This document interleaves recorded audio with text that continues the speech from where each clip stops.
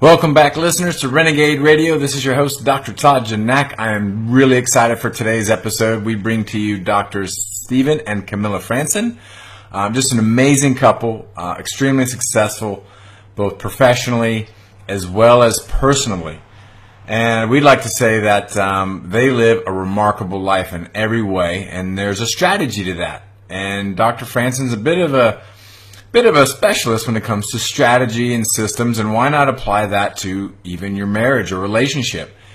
So they bring their tools and strategies and resources and just pearls of wisdom to having the life you want and the relationship you want through what they call the coffee break. So sit back and enjoy.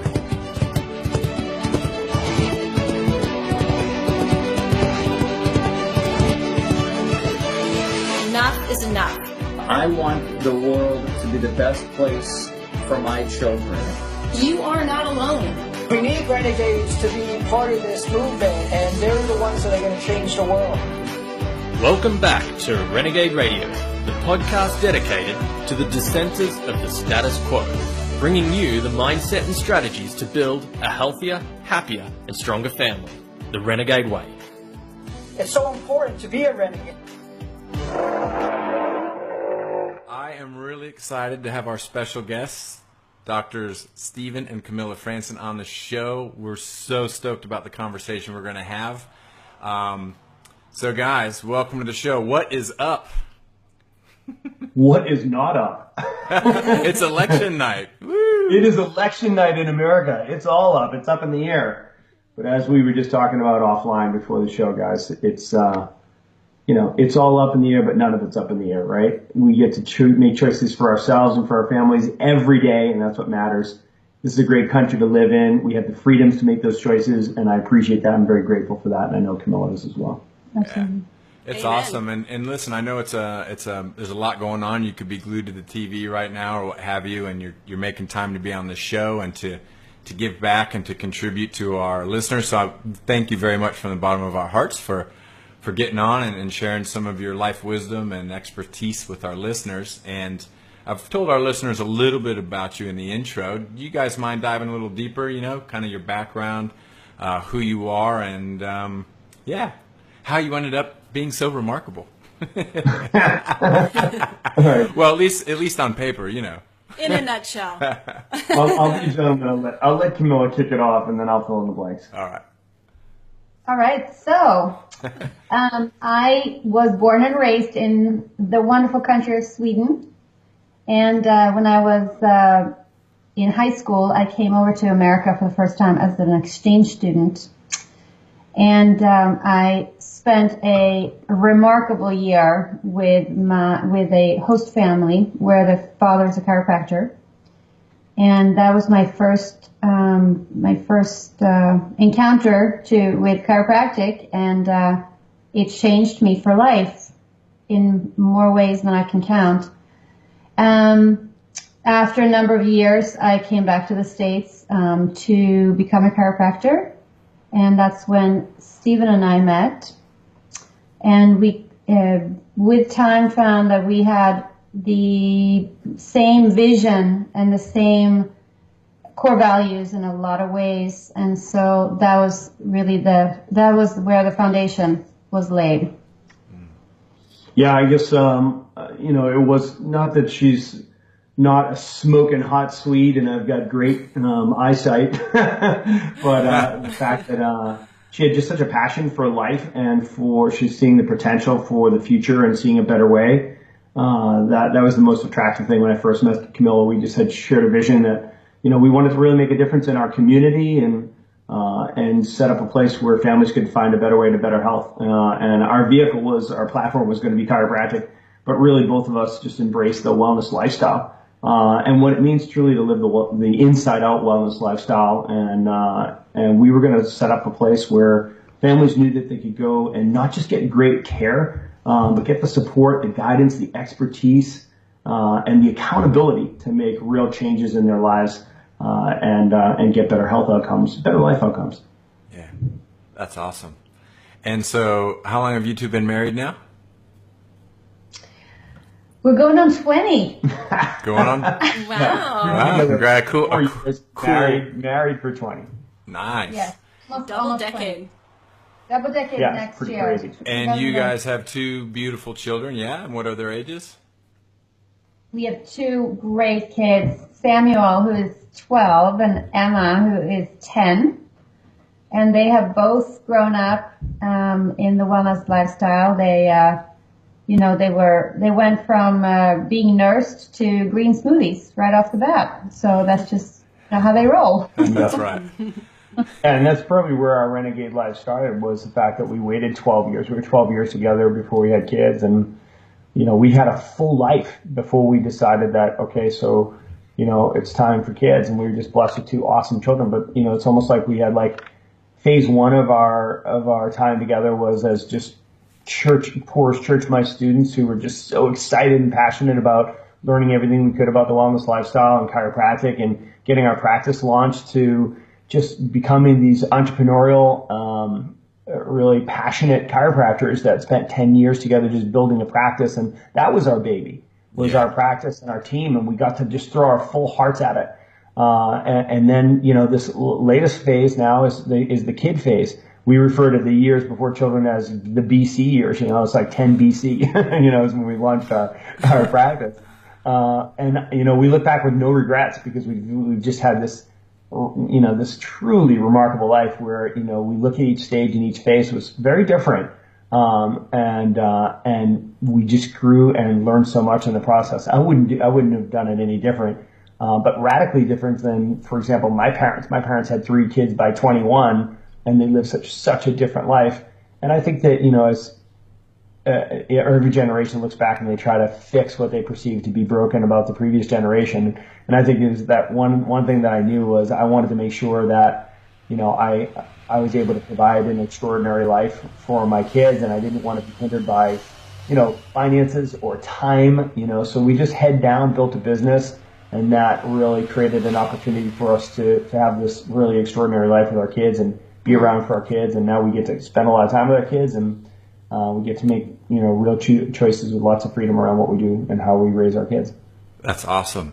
And in a minute, we're going to get into that a little bit with you guys on kind of, creating that extraordinary life and having some harmony within it. And in just a minute, we'll get into that, because as you just mentioned, you had your heart and soul, and your practice was your baby. And for our listeners who don't know, you had a very big, very successful practice that would have required a lot of, just time and energy and mind space. And then, and over the years, you've branched out into other various businesses that require time and energy and so on. And at the same time, juggling a healthy marriage, raising kids.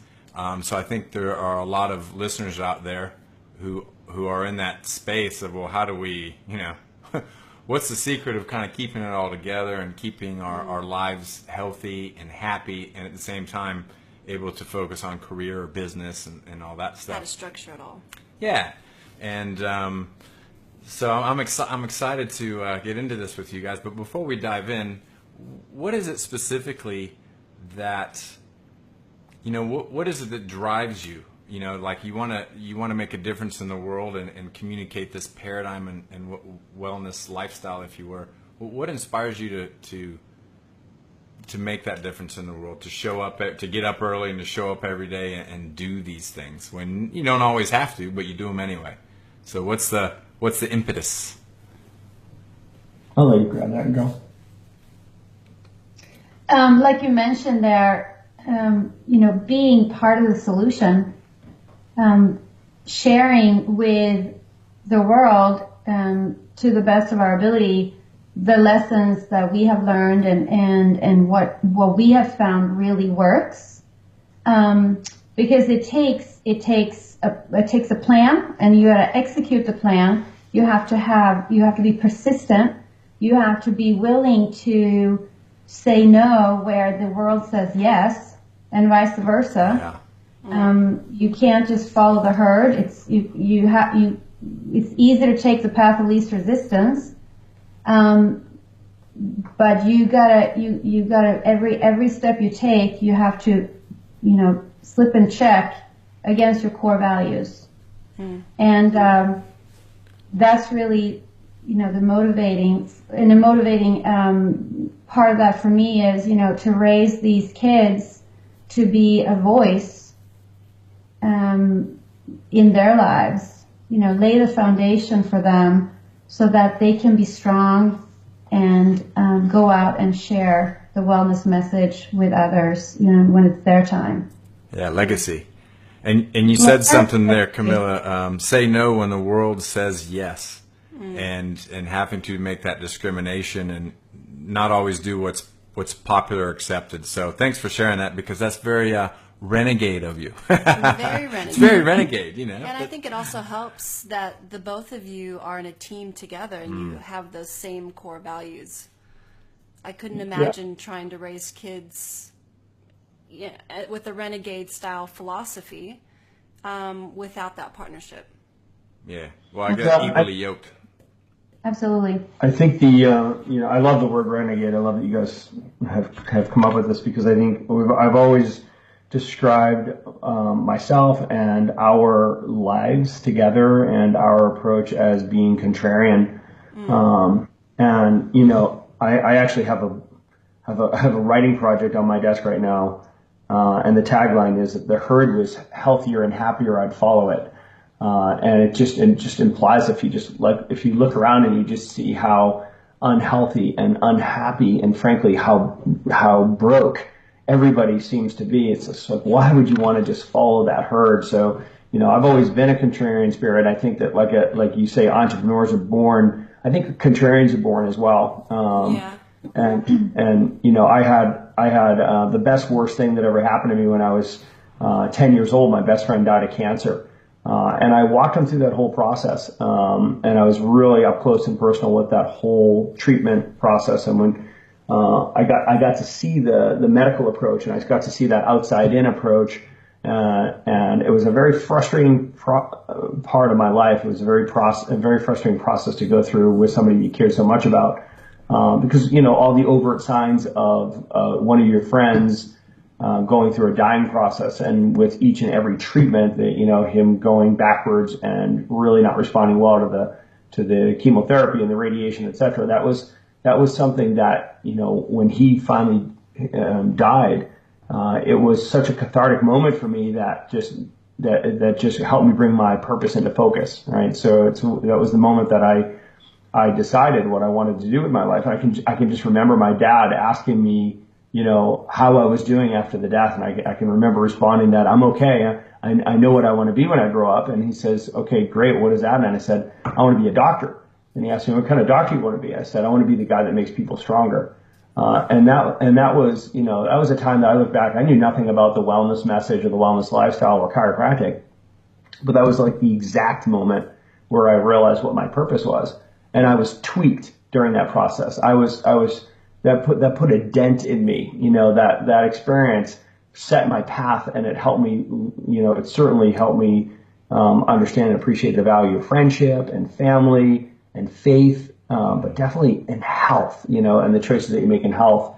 And after that, I was just committed to doing everything I could to find, what does it take to be a healthy human being? What do the healthiest human beings in the world do? And that just became the banner that we carry.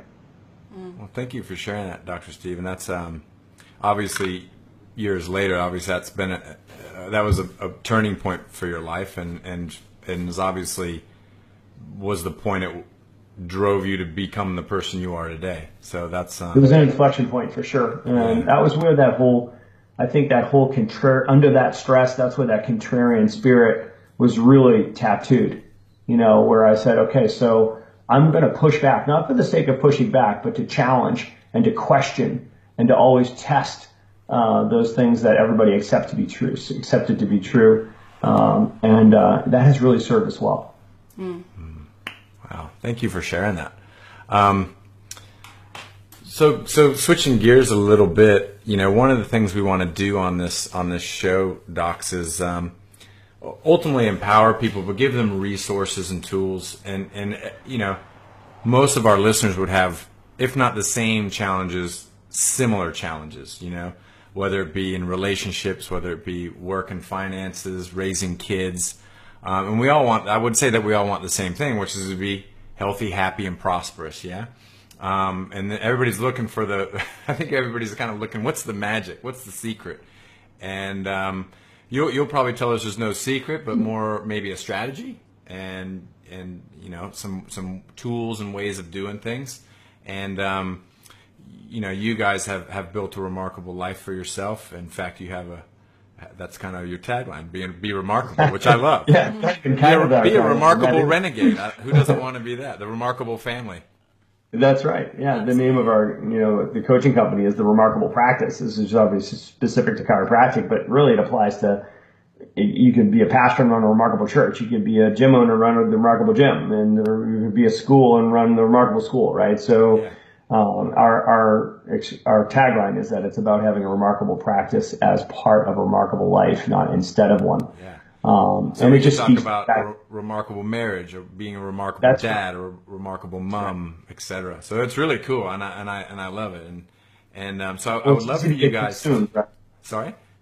It's easy to get consumed by whatever you're trying to make remarkable, and Absolutely. There's usually consequences to that. Absolutely. That's why I'm really glad that you guys agreed to take time to be on the show, if not for our listeners, just for selfish reasons. Impart your wisdom upon us. Yes. We want to be remarkable. So you have... Show us how. So you guys have something which you've coined, the coffee break. So would you like to kind of dive into that and share a little bit of that with our listeners, and I'll kind of let you run with it, and I'll jab questions at you and so on as we go. Yeah. Can I pre-frame it a little bit?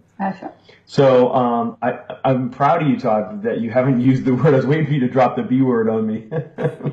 And I thought at one point you were going to say balance, right? Yeah. And that whole work-life balance thing that everybody has just been chasing. And you've seen my work on hashtag balance is bullshit, right? Yeah, So that's why I caught myself. I'm like, yeah, harmony. Better not do that. No, great job. I'm proud of you, man. That was great. And so people see that and they're like, what do you mean balance is bullshit? I'm like, well, at the end of the day, that, for the last 15 or 20 years, that has just become this catchphrase that everybody's talking about, trying to accomplish this work-life balance. And you were alluding to it there, and you were dangerously close to that. Dancing around the fire there. You were. And then, ultimately Camilla and I we spent 10 years teaching our patients in our community, our tribe, really about how valuable it is to accomplish or to achieve balance in your life, and how important that was, and going across the categories of your life, and your life should look like a pizza pie, and every slice of the pie is a category, and that has to be balanced. I can remember the lectures. I still see them on video. Yeah. And then all of a sudden we had these things called children. And it was like somebody turned the lights on at the dance, right? All of a sudden it was like things got ugly. I'm like, whoa, this whole balance thing is just completely challenged. And all of a sudden it just became it became really clear that was just, it was not just an elusive goal, it was a ridiculous goal. And here's what I mean by it is if you are trying to live a life of significance, where you're actually trying to get something done, like you're trying to do something for the planet, and you're trying to get something of significance accomplished, you're going to be wildly out of balance. And balance is a terrible goal to chase, because you're going to set yourself up for disappointment and failure just over and over and over again. So I'll suggest that balance is never the goal, but balance should be used as a reference point, the way that a sailor would use the horizon as a reference point. So sailors never say the goal is the horizon. They use the horizon to slip and check themselves, and they're referencing the horizon, but it's never the destination, right? So I think balance is great to reference and know when you're out of balance and how you're out of balance or where you're out of balance. But with your life partner, if you're, with your spouse, what have you, you want to be able to say, look, we're trying to accomplish this thing. We're doing this thing of significance, and we're going to be out of balance in these two categories, or with, this one category is going to be really heavily out of balance. And are you okay with that during this time period? Is it worth it? Do we contribute to this? Do we want to get ourselves committed to this achievement, this accomplishment? Can we direct our resources in that direction and accept the fact that we're going to be out of balance? And are you okay with that during this time period? And if you agree on that, then what you can then choose is harmony, as opposed to balance, right? And you keep each other slip in check, you keep each other in open communication, but at the end of the day, you recognize that the work that you're doing is worthwhile, and that ultimately, you'll have a chance to regroup and to emphasize other categories and maybe catch up on some that have been deficient.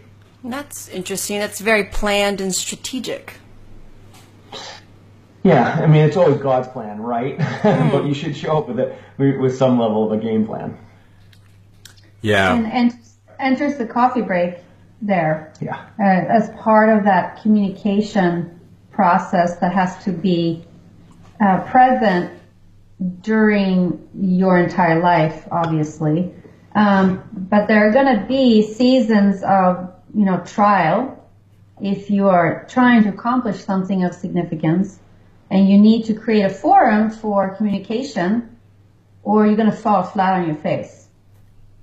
And we've certainly come to this conclusion through trial and error like everyone else. This is through experience. And another thing that I like to say on that is that in order for a successful relationship to work, I think it's critical that both parties recognize one's strengths and weaknesses, and that you respect each other for those, and that you therefore can you can make it work by what's the word I'm looking for? I'm sorry. I think the mutual respect for each other's contribution. Right. And you can, divide and conquer in that way so that it's true teamwork. Yeah, so I think we should probably back up the bus a little bit and talk about how we've arrived at the coffee break and then what the coffee break is, right? Yeah, so awesome. There's, essentially as entrepreneurs running a practice together, and this works obviously if regardless of what the professional stresses and strains are in your life, but I think entrepreneurs can fully appreciate this, is that you bring work home with you. And you bring, and all of a sudden the boundaries between work life and home life just really get blurred. And it's really a slippery slope, especially if both partners are involved in the business, because it's your baby, right? So next thing you know, there's nobody that's blowing the whistle saying, oh, wait a minute, let's take a break. Let's stop talking about work. And, we went through this for 10 years. Next thing you know, what I recognized was in our natural rhythms of our lives, every time that we got a chance, we were talking to each other about business. We were trying to catch up on all these things. And next thing you know, we had this sort of verbal running checklist. It was like one big long meeting. Your life turns into this one big long meeting. And the more busy you get, those times where you're not talking to somebody else or working with a patient or dealing with a team member or training a team or doing some type of marketing or promotion or, whatever you're doing for your business, those minutes become fewer and fewer where you're not engaged with somebody else and you're with your spouse, and next thing you know, you find yourself talking about business. So, everybody knows what a date night is, right? So what I knew we were really in trouble when our date, that was spilling over into our date nights, where, I don't know about you, John, but I want to get lucky on date night, right? So, and I don't want to be having. Well, what do you mean? Like to win the lotto? What do you? I don't understand. Want to win the lotto, dude? We always get a lotto ticket on our date nights. Scratch off, Yeah. And discussing spreadsheets, over a candlelit dinner just doesn't cut it. Yeah. I mean, that's not romantic. Yeah. So ultimately, when this started happening, that was a symptom that there was an issue. It's like, so what we did was we created a mechanism, and that's what a date night is, right? A date night is a mechanism where you carve out the space and time, and you plan, and you get babysitters, and you create the opportunity for connection, and you create an environment where you can romance your partner and just be present and enjoy your love life, and that's the date night, right? We wanted to create something where we could protect that, and we created what's called the coffee break. And the coffee break is a meeting. And what we figured out is as busy entrepreneurs, we have 8, 10, 12 meetings that happen with everyone else every week on our calendar because they're important. And how is it that we've let this very important meeting fall to the wayside, where we weren't getting together and we were having a meeting about our lives, the Franson life, where we're talking about not just, how we're doing as a couple or how we're doing as parents and how the kids are doing, but also doing the things that you got to talk about, the finances, the travel calendar, the things that need to be done at the home, how things are going with the kids at school, our fitness lives, our recreational lives, plans with friends, right? Where we're talking just like literally going down our checklist. And what's amazing, it's evolved into this thing now where we take 2 hours. We get a babysitter. The kids are all set. We actually get 2.5 hours. So it's like 15 minutes there, 15 minutes back, 2 hours at a meeting. Camilla likes to go into like a Starbucks and like a nice little coffee shop. She'll get herself situated and she brings her checklist and we both have our iPads. And I know my job is to be listener. I've got to sit back and I've got to be available to her. And she knows that I'm going to be present and she's got my full attention. And there's no phone calls. There's no checking your email. There's none of that. I'm hers and she's mine for that 2 hour period. And we both show up respectfully, prepared. We have our checklist. We know what we want to talk about. We know what we want to deal with. And here's the magic, you guys. It's not just the fact that you do that every week and that you knock down those elements and that happens and that 2 hours is magic on its own, but it's how that impacts all of the other hours of the week. It's how it impacts date night. Like it keeps that stuff off date night. How it impacts the end of the day when you're just sitting down, having a glass of wine, and just chilling and just, enjoying silence together or flipping through magazines or talking, whatever. Like it doesn't, you don't have to bring something up because you have your coffee break. If you have a question, if there's something pending, you just defer to the coffee break, right? So you're going to have this meeting. So now she's not fighting for my time and I'm not fighting for hers every chance I can get her attention. And man, I'll tell you what, the real blessing in it is what happens in the other 165 hours of the week or 166 hours of the week, that those 2 hours protect. Wow. And it's funny, as you describe that, it seems so, what's the word? Like obvious. Like, yeah, we should be doing that, Obvious. Yeah. Like all profound ideas. You're like, man, yeah. It's why didn't I think of that? right in front of you, but you're not really recognizing it. Whereas, we face this problem too with our business, and I'm sure other entrepreneurs do as well. You're carving out time in your schedule book for everyone else. Meetings for this, meetings for that, lunch meetings here. I can give you my, hour in between this and that, but we're not doing it for each other. Yeah. So, it was just recently, for example, Carolina wanted to share some ideas about a new business venture. And it was, I don't know, like 9:30 at night. And I'm like, okay, honey. And we sit down and I'm like, eyes are glassed over. And she goes like, dude, you're like asleep with your eyes open. And I'm like, man, I'm trying. I'm so sorry. I'm just fried by the end of the day. And I get completely frustrated. And then I'm storming off. I stay to my side of the bed and I'm don't touch me. I'm sure we're the only ones who have had that struggle. But because what I have to say is important. I'm tired as well, but I've been contributing. Been waiting all day to tell you this, yeah. With the kids, with the practice, with other businesses, and we're finally sitting on either side in front of each other, and he's off with the dreamland fairies. Yeah, sleepy time, Which I respect. And how nice to be able to have a mechanism where you could defer to it. Yeah. And be able to say, Caroline, is there any chance that we could just talk about this at the coffee break? Yeah. And you would go, yeah, you know what? I'm sorry, you're right. And now, Todd, here's the deal, dude. You need to show up prepared at that coffee break, ready to listen. Yep. You got to be present, and you got to shut that phone off, and you got to be like, hey, Caroline, I cannot wait to hear about that idea you were talking about. So before we get into the other stuff, let's knock that down right now and give her that time and your presence and watch what happens. And watch what happens not only for that coffee break, watch what happens at your next date night. Yeah.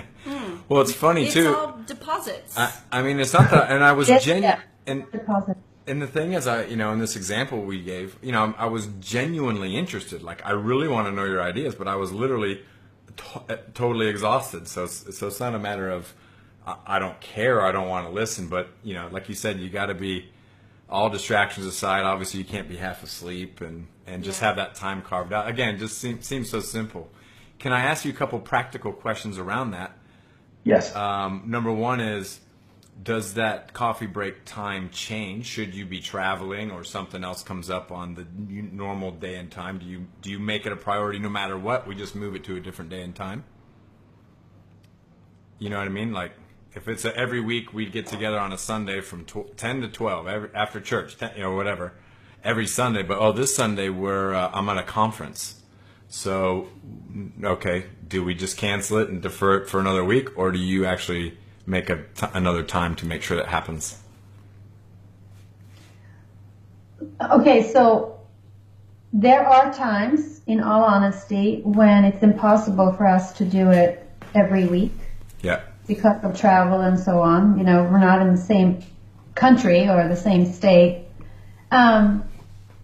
We do feel it, though. We really do feel it. We feel a deficiency for sure when we don't do it. So we really try, and we really try to do it consistently at about the same time and the same day every week. That may not be possible when you're live this, crazy life. Of harmony. You really try to work the plan, but sometimes you have to modify it a little bit along the way. So. The big idea is you do want to have a rhythm to it. So, we each other can anticipate when we do it. Same day of the week, same time of the day, relative so that we can expect it. But we do talk about that. Like, so when is it? We have a shared calendar, the Google Calendar. That's like the platform where we get so much unspoken communication handled. Like, we use the calendar to communicate that. If we're traveling, very often we travel together, so we will do a coffee break in the airport during a connection, or if we're driving to a seminar or driving for a trip or whatever, we'll do a coffee break in the car. Yeah. So grab a cup of coffees and you have to stop for coffee. Yeah. Well, it doesn't work with it. Can't be a coffee break. I mean, without she's coffee. very ritualistic, so. When we go into the Starbucks, it's the coffee break ritual. Well, it needs to be in a ceramic mug, and it has to be a comfy chair. It's very ritualistic like that. But there's something magical about a coffee shop, and I'm not a huge coffee drinker, but I do so appreciate just the simplicity of it. You sit down, it doesn't cost an arm and a leg. You have this sort of it's almost reminiscent of, before you were married, when you were free and footloose and you could just pop in somewhere and sit down for a couple of hours, no problem, it's almost like we recreated that. We stumbled upon it and recreated it in the process. And, it's much more, it's better than a lunch date, for this purpose.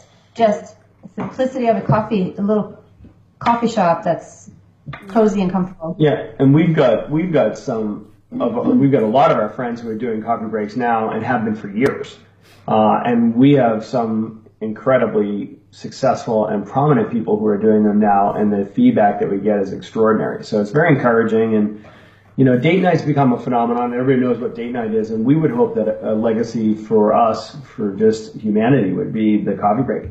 And I know that sounds ambitious, but the reality is that there's a lot of marriages that are saved because of the rhythm of date night, and I think that we could take that even another notch by creating the space and time to have that meeting, and like I said, to free up your focus and consciousness for the rest of the week, just to be present with each other and not have one big long running meeting. I think it would change a lot of couples, it would change the culture of a lot of homes. It's brilliant, and I just love the simplicity of it too. So I think the challenge, if it is a big challenge, would just be, just carving out that couple hours during the week, which you're gonna dribble and drabble through the week anyway, which is less productive, and you're not both present or ready or what have you. So it's like, not only is it probably condensing that time, but it's a much more meaningful time and a much more productive time, like you said, and then it just tees up the other 165 hours of the week are much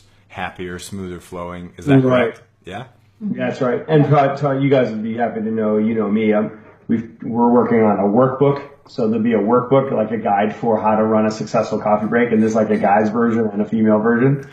And then we've got a seminar series that we'll do on it. So we've got a talk that we'll build around it, and then I think we'll have a Facebook fan page where people can share great places to have coffee breaks and stories that come out of their coffee breaks, and just love affair success stories from That's marriage. phenomenal. I love it. Yeah. And I was just going to ask you as well.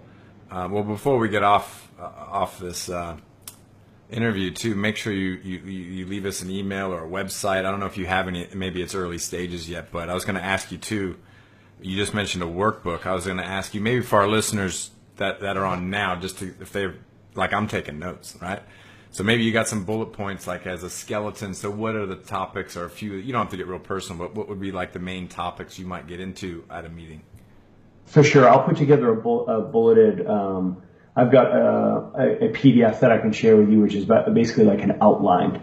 And it's just meant to be something that inspires you, not necessarily this rigid system that you have to follow. Sure. You know me, I'm a systems guy, so I like to have systems for everything. I respond well to that type of, structure, but other people, they just want to be inspired. A little bit more free-flowing. No more free-flowing. And there are couples that aren't necessarily maybe business owners, and but they still have busy lives, and they have busy lives with children perhaps, and other careers and so on and so forth, and interests that can often kind of make them go separate ways and run in a million directions. And it's as important for them as it is for an entrepreneurial couple to stay connected that way. Yeah, And I can see that. Yeah. I think a lot of couples might listen to this and go, one of the two in the couples might be going, oh my gosh, I don't want to have a session where we get together and we complain about each other, where here's your report card, this is how you did this week, and these are my problems with you, or here are the issues, whatever. And it's not that at all, to be honest with you. It just is not. It's more of a place where it's like you sneak away as a couple and you have your meeting, and it's like, oh, this is it's kind of fun. We enjoy it. It's like a workout when you start working out. You get sore here and there, but you got to push through the first couple and get the flow and the rhythm of it down, and really start setting expectations and agreements for each other as to how you execute your coffee breaks. But if you just think about it as, hey, look, let's make pretend our relationship is a business, and our family life is a business, and our home is a business, and let's give it the same respect that we give the business that we run outside of our home. And take some of the things that have led to our successes in business outside the home, and let's transfer those. Let's bring those into our home life and say, you know what, I really value our marriage, and I value what you have to say and what you think.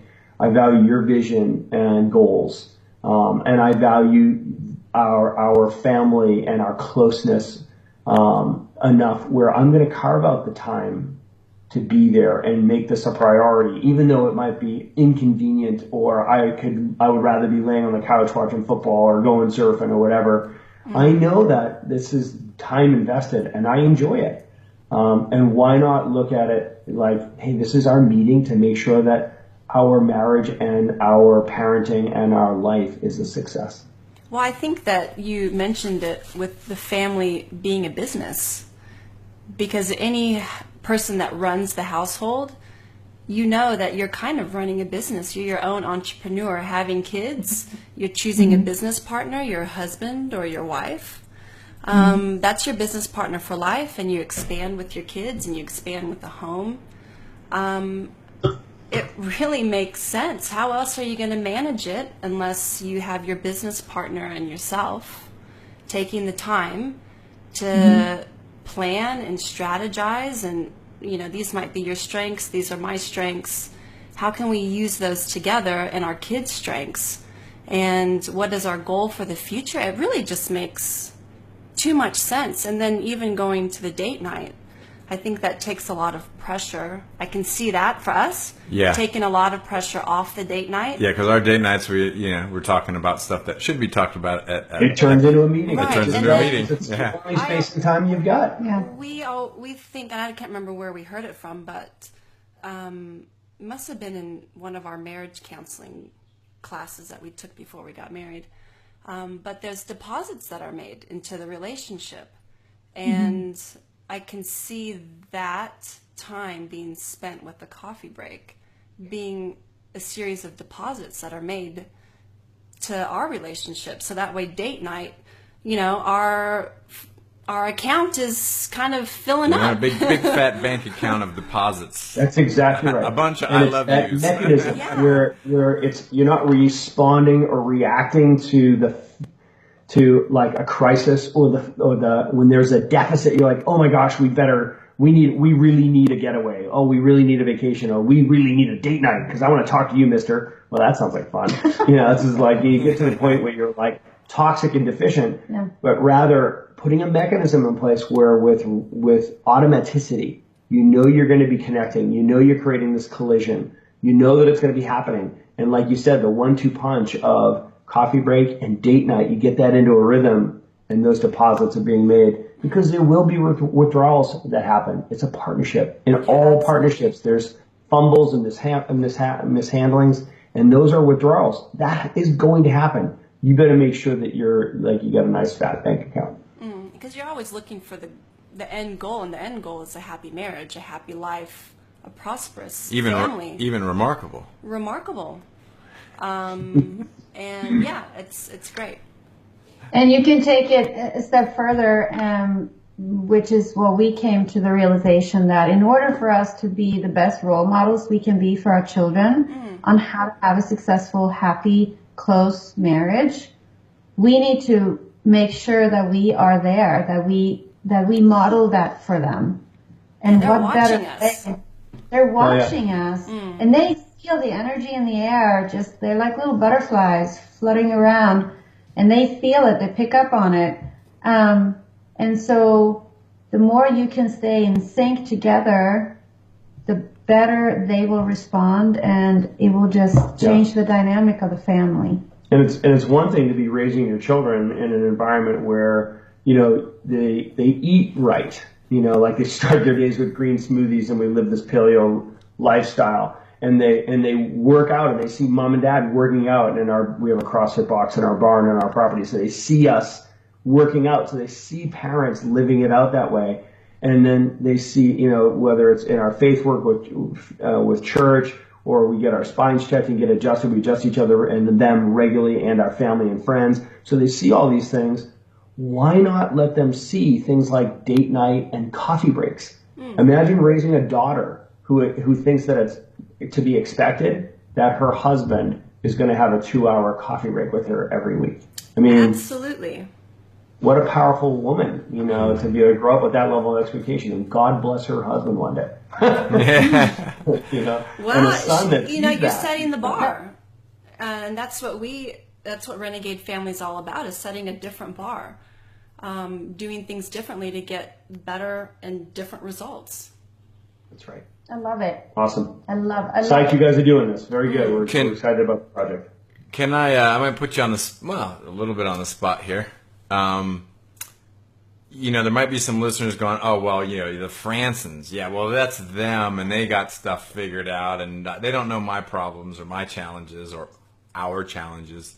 Would you be willing to share just a challenge you may have had? It could be a business challenge, personal challenge, something that was really a struggle for you that you guys had to, overcome some difficulty, and you overcame it. What did you learn and take away from that might help the listeners? And in other words, they know that you're a human being and you have challenges, and we all have them. Anyone come to mind that you'd love to share with the whole world? I think we have a listenership of about 38 million. So, yeah, no, I think we'll run right to I think the one that's probably resonates the most with people is the money challenge.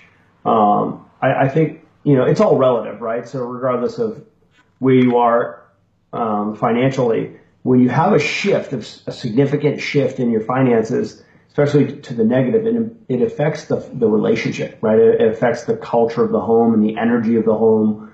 Worry enters the picture, stress and strain, that external force that just financially, money seems to can really easily permeate every aspect of a family's life. So we went through a period of time years ago where we made a big investment in a piece of property, and the vision was to create this big center. We spent over $1 million just buying a property that needed another $1 million for renovations, and we put pause on a project when we got pregnant with our second child. Next thing you know, we started this sort of downward spiral of mismanagement of this property, and then the real estate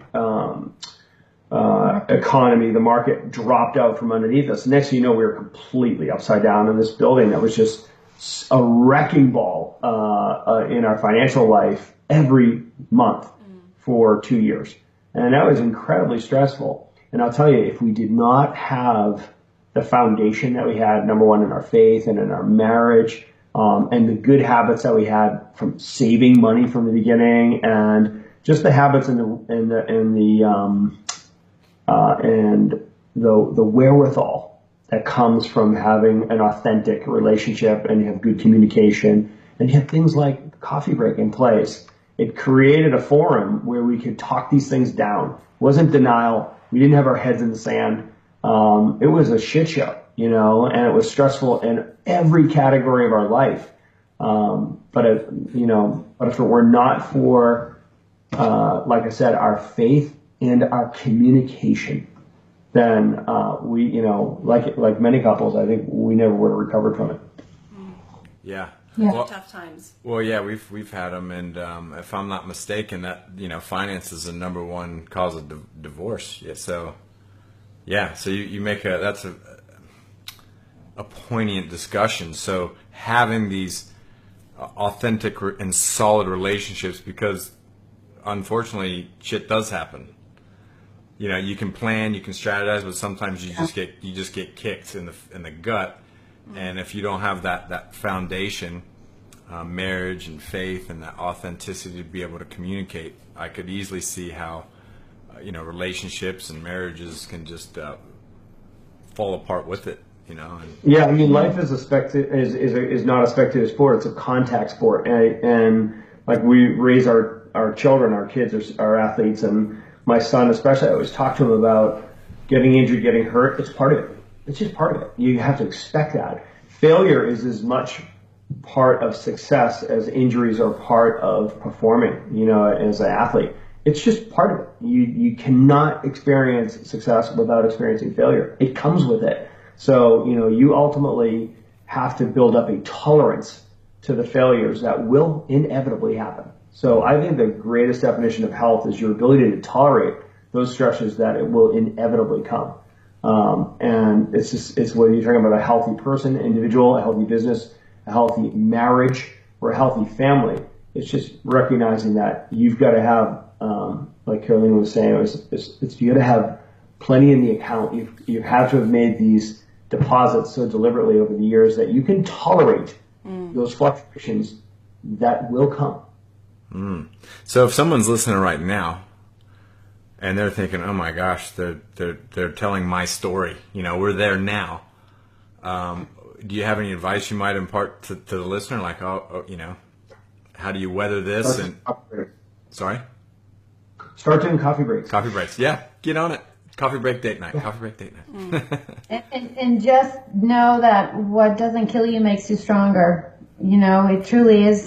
It truly is that way. And to be able to look back and see and be grateful, to have gratitude.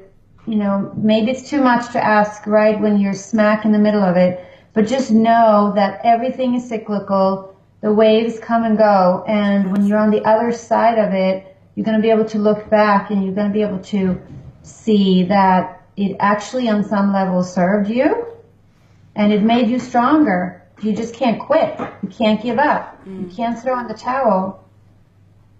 You're being asked to step up your game and be resilient and just know that it's just part of the plan. Is just you have a lot to learn here, lessons that are gonna serve you later on in life. I'm glad you hit on that. Yeah, thanks for sharing that, Camilla. I think that we all need to be very aware of that when we're down in the dumps and down in the trenches. You've just got to come together and, get your partner together, get your family unit together, get the strength from each other, because the storm will end. You've just got to hunker down. The sun will come out again eventually, and then you'll learn something from it. You always have something at the end of it that's positive. Mm-hmm. Or sometimes it's hard to think that way, but yeah, when you're in the middle of it, you're That's right. That's where you have to, as couples, you have to keep an eye on each other too, because sometimes you'll notice that your spouse has gotten so close to the rock face that they forgot that they're on a mountain, right? So you've got to pull back and you've got to give the situation perspective. Mm-hmm. And you've got to be able to reference your past experiences and be like, hey, remember this time? Remember how you were feeling then? You had that same kind of fear and anxiety.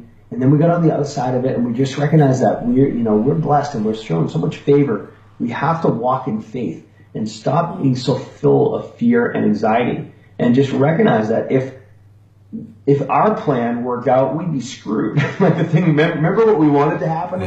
Imagine if that happened. Oh my gosh, that'd have been terrible. And now, we found ourselves on a path that we were disappointed initially, but now look at our life. It's just extraordinary. And you have to learn from those things. And, I think that you can, I think you can do that for each other as a couple, because when you're in the throes of it, it's not as easy to detach emotionally, and you got to just be more objective. So you got to kind of keep an eye on each other instead of giving each other a hard time and trying to yell at each other to get through it, which doesn't ever work. It's just so help fun. pull them back a little bit. Yeah, pull them back a little bit and give them some perspective. I think that's the highest calling of a spouse. Yeah, that's beautiful. He's really good at that. Steven is really, really good at that. He's remarkable. He is remarkable, I can't say. So that would be one of his strengths. Hit the lottery. That's it. So guys, we've come to what I like to call the Renegade wrap-up portion of the show, a very valuable portion of the show. And I was hoping that one or both of you would share in the area of health, happiness, prosperity, which is pretty broad categories there. What was the best advice you recall receiving that really propelled you to a new place personally, professionally, in your relationships? Can you think of a time where someone just gave you some advice that just was like, that's $1 million advice right there? And can you think of something like that our listeners might get something from?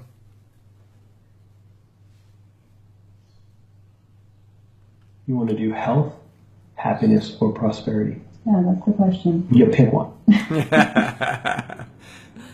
We'll get back to you after the coffee break. Health. Okay. What was the best health advice you ever received? The best health advice I ever received was when I was first offered to have my spine checked by an outstanding chiropractor. And I had it explained to me and it made sense. It started a journey that's just been amazing, not just in terms of how it changed my life, but how it changed my health. In fact, at first, I got more symptomatic as I was getting, as I was starting to heal, I had to unload the backpack, so to speak, and then laying that foundation. And it's been an amazing journey towards just better and better strength and health and wellness for 25, going on 30 years. So you'd recommend then that our listeners, if they don't already have one, to seek out a good chiropractor for themselves and their family. Is that what I'm getting? Oh my gosh, without a doubt. Yeah. If they have a spine, they should have their spine checked Yes, thank you for sharing that. No bias here, but you definitely need a chiropractor. Yeah. Yeah. I mean, I married my chiropractor, so. Yeah. That's the best strategy. I got gypped there. You know. He's got the Yeah, best, the best patient right here. So how about you, Stephen? Do you have a knowledge bomb that someone gave you that would apply to our listeners? I think if we're staying in the health thread, I love the premise that you don't get sick, you do sick. So that has always been something that resonated with me and served me well. It's got a really broad and cutting application, right? So when people talk about, oh, I got sick and what have you, and it's I always make sure to teach my patients that you don't get sick, you do sick, right? And that behaviors matter, and that every day there's a collision of your genes and your environment and your lifestyle choices, and those things come together, and at the nexus of that overlap is your life. It's your health. So it's empowering to think that your choices matter because, yes, you have genes, but it's your choices that determine which genes are turned up and which genes are turned down. And that's going to determine your health and the expression of your health. And I think it's a great disservice and it's disempowering when doctors teach patients that, I love how James Chestnut says that disease is due to bad germs or bad genes or bad luck and not bad behaviors, right? So ultimately what we have to do is we've got to empower our patients first with the truth that they're designed to be healthy and that their body's intelligent and that their behaviors matter. Woo. And then we have to equip them. You got to equip them with what the do's are and what the don'ts are. And it's do the do's and don't do the don'ts.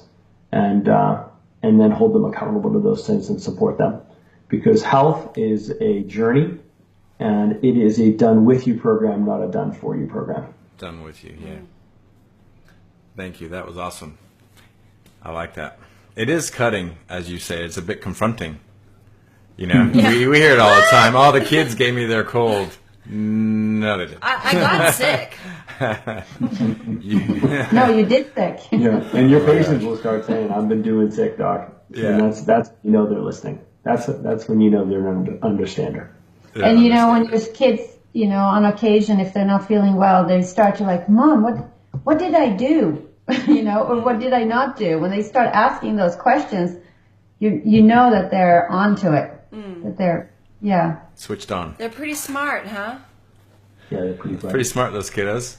So, in part with this wrap up, is there a one or more resources you'd recommend for our listeners? It could be another podcast, a book, a website, some resource you'd like to impart. Yeah, I'll direct you guys to we wrote a wellness lifestyle program for our patients initially called the Bonfire Health Program. So you can get it at bonfirehealth.com. And it's free. We created it for our patients and we got such extraordinary results with it that we opened it up and share it with the world now at no charge. So just go to bonfirehealth.com, register there, and our tagline is that we make it easy for you to adopt 39 good habits into your life over 90 days for free. That's brilliant. 39 good habits over 90 days. Listeners, you can do this. Go to www.bonfirehealth.com. We will have a link in the show notes with our whole conversation today, along with any of these resources mentioned. So don't stress if you missed it. Thank you, guys. And if folks wanted to contact you directly, whether that's just someone from the public or someone wants to know more about the coffee break, or maybe there's a chiropractor listening that wants to chat with you about some things, is there a way that you're happy for them to reach out to you? Nope. Or emails. So if it's a layperson and they need some help, Dr. Stephen at bonfirehealth.com. So it's Dr. Stephen with a PH at bonfirehealth.com, and you can put a link in there, Todd, as well. And of course, any chiropractor wants to connect with me, it's Dr. Stephen at theremarkablepractice.com, and I'd be happy to help them.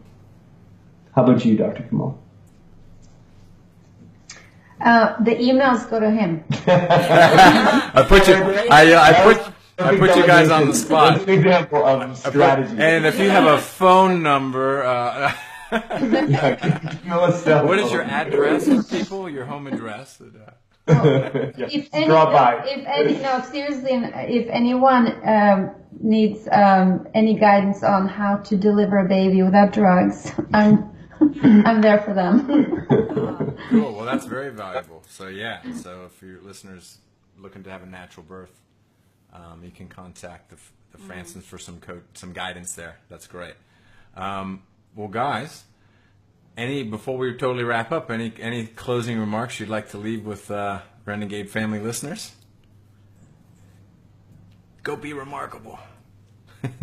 I'm just very impressed with your commitment to the Renegade Family project. Oh, well, thank you, and thanks for being on the show. I mean, you're adding tremendous value, both of you guys. So we really appreciate it. It's not a show without you guys. It's just me and Carolina babbling around. So we love to babble. We love babbling, but we prefer. So I've been babbling around in this space for about 20 years, and what I want to encourage you guys is that there's a lot of us out there. There's a lot of like-minded people out there that are smart and thinkers, and they're committed to having just a remarkable life, and they've decided that they're going to do something about it. And so you're helping connect that tribe of people so we can share information, we can empower and encourage each other. And so I just want to tell you that it's worth your effort and energy. I've had several conversations with some extraordinary people just in the last 2 or 3 days that are true renegade families. So keep doing what you're doing. You're connecting dots, and that's how I'd encourage you guys to think about this project. Is you're connecting dots, and you know what happens when you really start connecting the dots. I'm excited to see what you do with the project. We may have to take a field trip to see what you're doing. Yeah, we'll see. Yeah, you should come. We'll give you a tour of our studio. Right. Yeah. Check out the new mic. It's pretty slick. We'll walk you through it. Yeah, we'd love to have you guys down under for a trip. Just let us know. Be great. We would love it. Well, Dr. Stephen and Camilla, thank you so much. I know, speaking on behalf of Carolina and I, we've so enjoyed. I feel like we're just in one of our living rooms having a chat. It's pretty cool. Isn't Skype better? It's pretty cool with the video. Yeah, it's like I wish I had a glass of wine though. That would be better. And listen, I know that you've laid out some. They're very simple concepts, but have huge value and meaning if people will apply some of these things that you taught today with the coffee break. And thanks again for sharing. And listeners, again, you can go to therenegadefamily.com, where we'll have a dedicated page to today's episode with all the links just mentioned. Doctors Franson, thank you so much for being on the Renegade Radio today. We love and appreciate you, and God bless. We've loved it. Thank you so much. Thank you for having us. Lots of fun. Thanks for asking us. God bless. I love you, Daddy. We're counting on you. My mom is a renegade. Thanks for tuning in to Renegade Radio. If you haven't yet done so, please subscribe to us on iTunes and leave us a rating and review. Also, like us on Facebook at facebook.com/TRFTribe. Please email us your questions for FAQ Friday, and we'll do our best to answer them in a future show. Simply email us at faq@therenegadefamily.com.